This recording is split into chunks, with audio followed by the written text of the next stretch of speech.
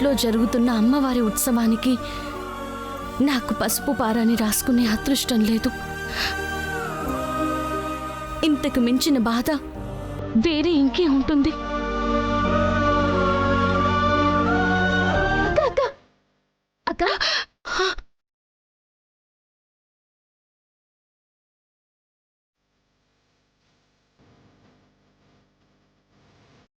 అయ్యో అత్తయ్య గారు, నేనేదో పరధ్యానంలో ఉండి ఏదో అనేశాను. మన ఇంట్లో అమ్మవారి పూజ జరుగుతుంటే నాకు సంతోషంగా లేకపోవడం ఏంటి? చాలా సంతోషంగా ఉన్నాను. నోటికి మాట మార్చడం తెలిసినట్టు కంటికి కన్నీరు వెనక్కి తీసుకోవడం తెలీదమ్మా. ఎంత పరధ్యానంలో ఉన్నా లోపల ఏదుంటే అదే బయటికొస్తుంది.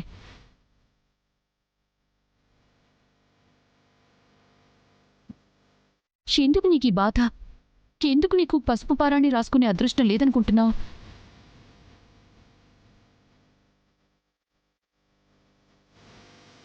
అంటే నీ భర్త ప్రాణాలతో ఉన్నాడు అంటే నువ్వు కూడా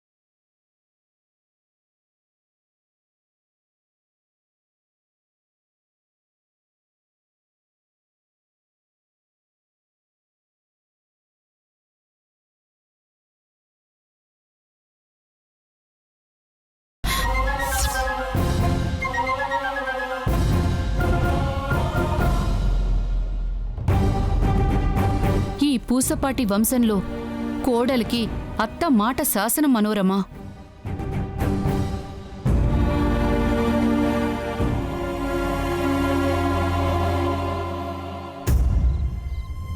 భారతాంబా, దయచేసి మీరు కలగజేసుకోకండి.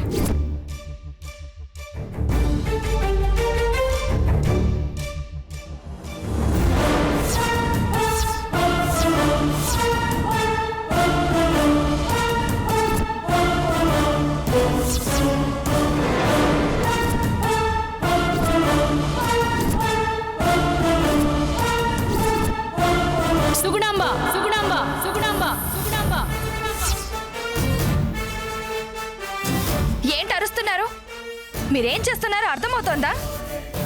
భర్తని పోగొట్టుకుని పసుపు కుంకాలకి దూరమైన ఆడపిల్లకి పసుపు పారాణి రాస్తారా? అసలు మీరేం ఆలోచిస్తున్నారు?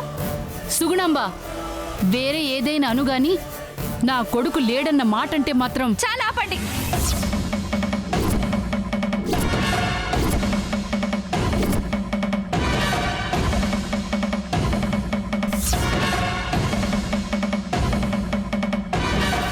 ఉన్నారని మీరు అనుకున్నంత మాత్రాన పోయినోళ్ళు బతికొస్తారా?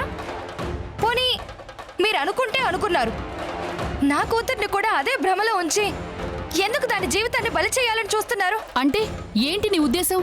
నా కొడుకు లేడనుకుని నీ కూతురికి వేరే జీవితాన్ని ఇవ్వాలని చూస్తున్నావా?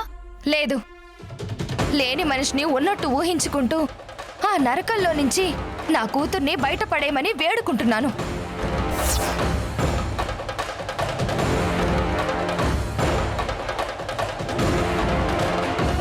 అమ్మా, ఎందుకు నువ్వేదేదో మాట్లాడుతున్నావు? నువ్వు నోర్మయ్.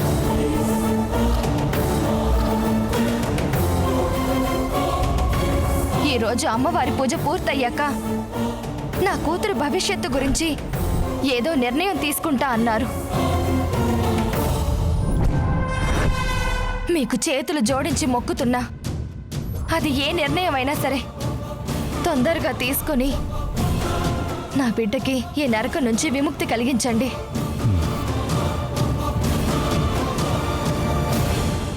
సుగుణంబ, ఏ తల్లైనా తన బిడ్డ కట్టుకున్నవాడితో 100 ఏళ్లు బ్రతకాలని కోరుకుంటుంది. నువ్వేంటి ఈ పిచ్చి పిచ్చి ఆలోచనలు చేస్తున్నావు?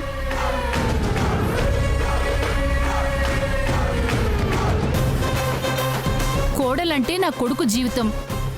ఇందులో నిర్ణయం తీసుకునే హక్కు, అధికారం ఎవ్వరికీ లేవు. మనోరమ, నువ్వు రామ్మా.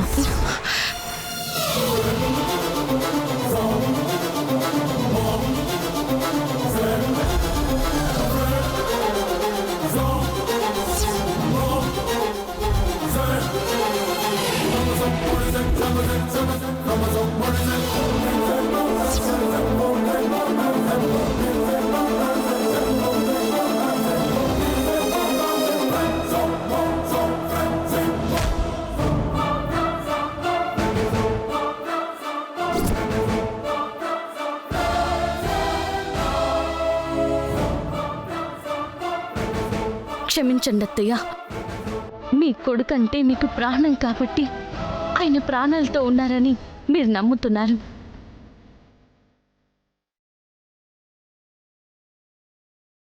నా భర్త అంటే నాకు ప్రాణం కాబట్టి నేను నమ్ముతున్నాను. కానీ మిగతా వాళ్ళు నమ్మేది వాళ్ళ కళ్ళని మాత్రమే. ఈ లోకం ఆయన్ని కళ్ళారో చూసే వరకు మీరిచ్చే సౌభాగ్యం కూడా నన్ను హేళన చేస్తుంది అత్తయ్య.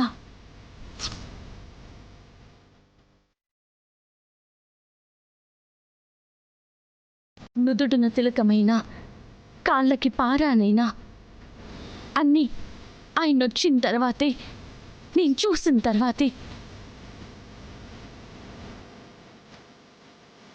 అంతవరకు నన్ను కూడా ఒక భర్త లేని ఆడదానిలాగే ఇలాగే ఉండనివ్వండి.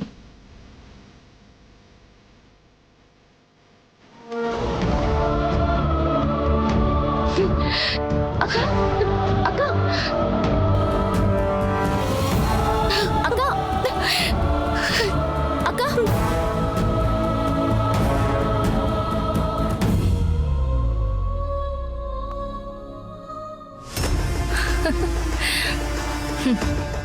ఇప్పుడు అసలైన దెబ్బ తగిలింది. మళ్ళీ నా కూతురు దగ్గర కొడుకు బతికే ఉన్నాడని కాకరకాయ కబుర్లు చెప్పదు. ఇంకో దెబ్బ ఇలాంటిదే తగిలితే తన కొడుకు పోయాడని నమ్ముతుంది, నా కోరిక తీరుతుంది.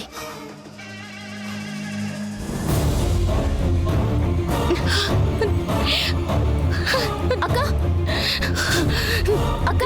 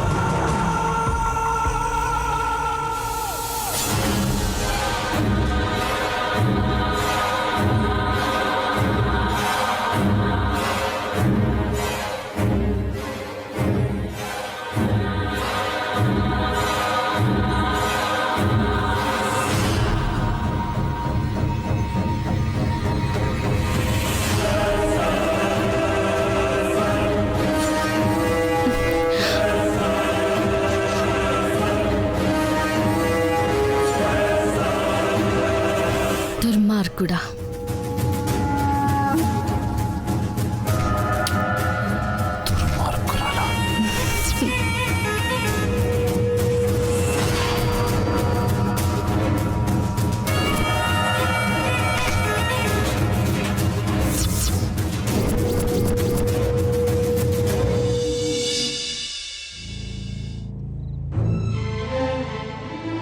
హలో, నేను శ్రావణి మాట్లాడుతున్నాను.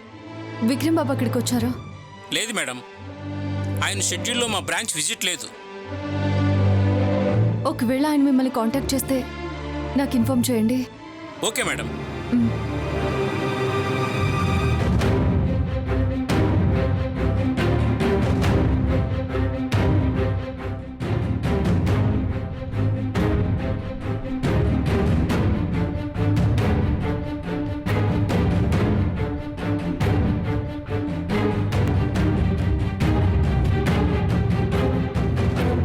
ఏ ఆఫీస్కి వెళ్ళలేదు, ఎవరిని కాంటాక్ట్ చేయలేదు. వెళ్ళిన కార్ కూడా ఏమైందో తెలియదు. రుద్రాక్ష మాల రంగు మారలేదు కాబట్టి ఆయన ప్రమాదంలో లేనట్టే. మరేమైనట్టు?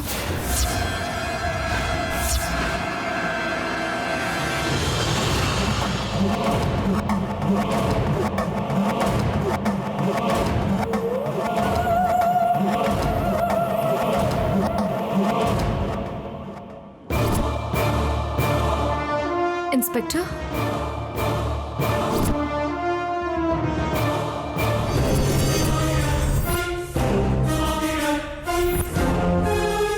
మీరు ఇక్కడేం చేస్తున్నారు? పోలీస్ అయ్యుండి దొంగల పొంచి చూస్తున్నారా? దొంగల్ని పట్టుకోవడానికి దొంగలాగే రావాలి మేడం. ఇన్స్పెక్టర్, జాగ్రత్తగా మాట్లాడండి. ఎవరిని దొంగ అంటున్నారు? నిన్నటి నుంచి ఆయన కనిపించక ఏమయ్యారు అని నేను టెన్షన్ పడుతుంటే నాటకాలా కనిపిస్తున్నాయా మీకు? పైగా ఆయన కనిపించడం లేదని పోలీస్ కంప్లైంట్ కూడా ఇచ్చాను. అది ఎంక్వైరీ చేయడం మానేసి ఇక్కడ నా మీద నిఘా పెడుతున్నారా? మేమేం తప్పు చేశాం? తప్పులేదు మేడం. ఏమో మీరే మీ లాయర్ తెలివితేటలతో విక్రమ్ని ఎక్కడో దాచేసి మమ్మల్ని డైవర్ట్ చేయడానికి మిస్సింగ్ కేసు పెట్టారేమో. మీ మీద నిఘా పెడితేనే కదా అవన్నీ బయటపడతాయి. ఎంత చెప్పినా మీకు అర్థం కావడం లేదా? అసలు మీ నుంచి తప్పించుకోవాల్సిన అవసరం మాకే ఉంది. మేమేం తప్పు చేశాం? చేశారు మేడం. మా దగ్గర ఆధారాలున్నాయి. మీ ధరణి పూడ్చిపెట్టిన పల్లవి బాడీని విక్రమ్ గారే వేరే చోటికి మార్చారు. ఏంటందుకు ప్రూఫ్స్ చూపించండి. ఒక్కసారి ఆయన్ని మా కస్టడీలోకి తీసుకుంటే అన్ని ప్రూఫ్స్ అవే బయటపడతాయి. ఆ విషయం తెలుసు కాబట్టే తెలివిగా తప్పించారు. నో, ఆయన బాడీని మార్చడము నిజం కాదు, ఇప్పుడు ఆయన దాక్కోవడము నిజం కాదు. అదే నిజం. సరే, అదే నిజం అనుకోండి. ముందు మీ పోలీస్ ఇన్ఫ్లుయెన్స్ ఉపయోగించి ఆయన ఎక్కడున్నారో కనుక్కోండి. ఆయనకేమైందో తెలియక నాకు పిచ్చెక్కిపోతుంది. ఆయన దొరికాక చట్టం న్యాయం సంగతి చూసుకుందాం. డోంట్ వరీ మేడం, తప్పకుండా దొరుకుతారు. కానీ ఈలోగా మళ్ళీ లండన్కి వెళ్ళిపోవచ్చని అనుకుంటున్నారేమో. ఈ కేసు తేలేదాకా ఏ ఎయిర్పోర్ట్లోనూ మీకు ఎంట్రీ ఉండదు. చార్టెడ్ ఫ్లైట్లో కూడా వెళ్ళలేరు. అది దృష్టిలో పెట్టుకొని మీ నాటకానికి తొందరగా ముగింపు పలకండి. Okay madam?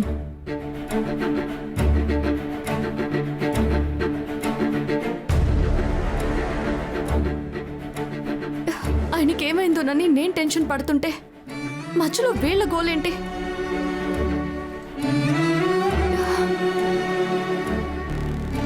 ఎక్కడున్నారండి? ఏమైపోయారు?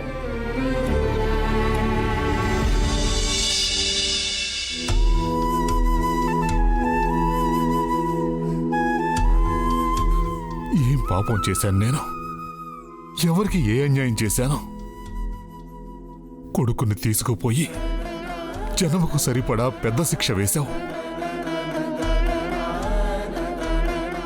సరిపోదా నీకు? ఎందుకు నా భార్యని పిచ్చిదాన్ని చేశావు? ఎందుకు లేని వాడిని ఉన్నట్టు భ్రమ కల్పిస్తున్నావు?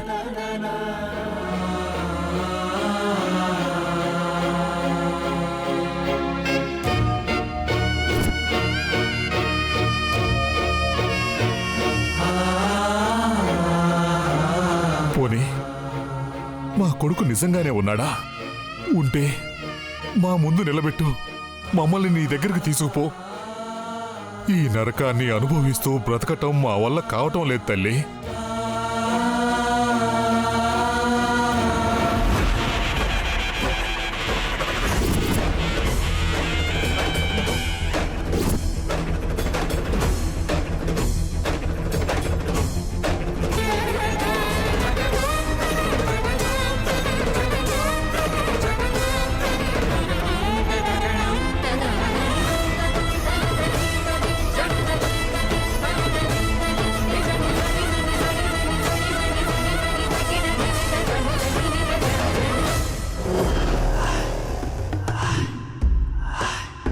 అన్నయ్య గారు,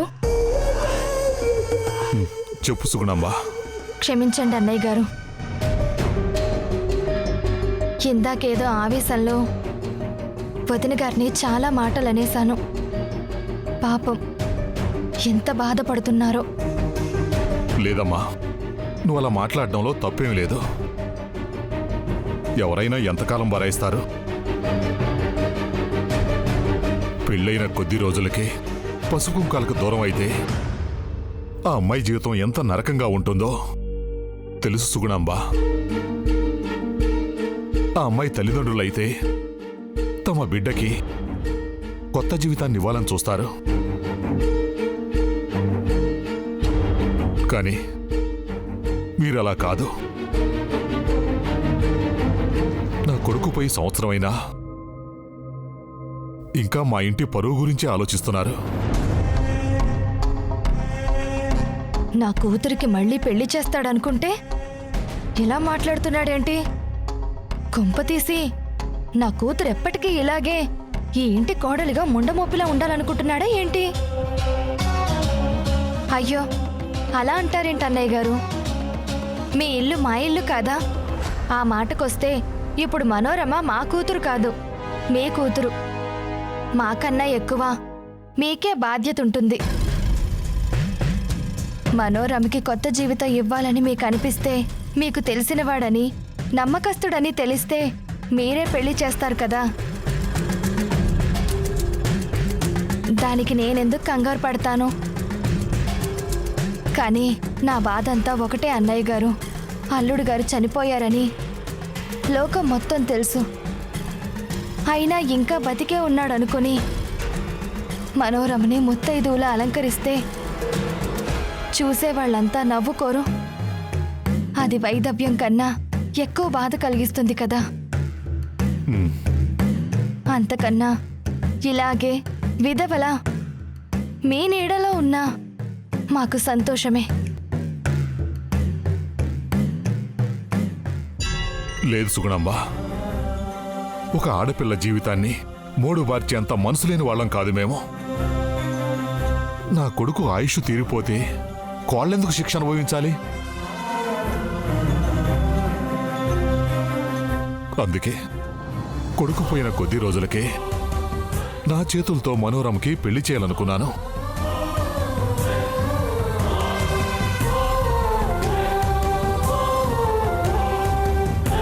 కానీ ఇదంతా చూసి కొడుకు ఇంకా ప్రాణాలతోనే ఉన్నాడని నమ్ముతున్నా నా భార్య ఎక్కడ దూరం అయిపోతుందోనన్న భయంతో ఆగిపోయాను.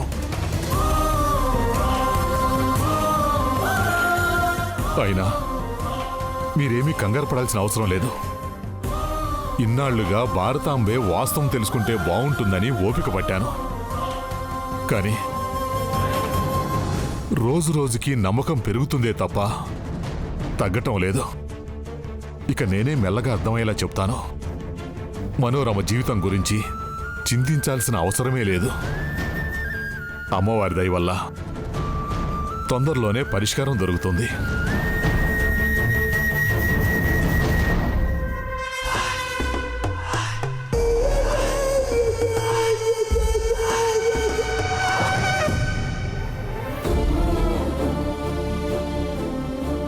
పూరువాడ దేవులాడుతున్నావు కానీ కనుచూపు మేరలో ఎక్కడా లేడే కూన.